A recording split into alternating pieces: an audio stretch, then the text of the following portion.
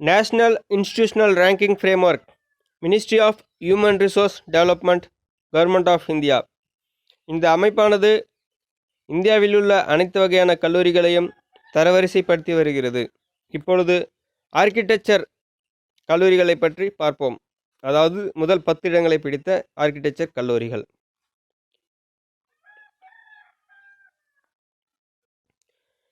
Indian Institute of Technology Kharagpur முதலிடத்தையும், Indian Institute of Technology Roorkee 2ஆம் இடத்தையும், National Institute of Technology Calicut 3ஆம் இடத்தையும் பிடித்துள்ளது.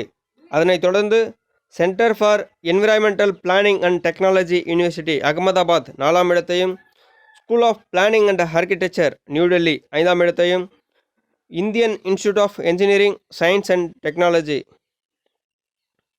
சபிப்பூர் வெஸ்ட் பெங்கால் 6ஆம் இடத்தையும் பிடித்துள்ளது.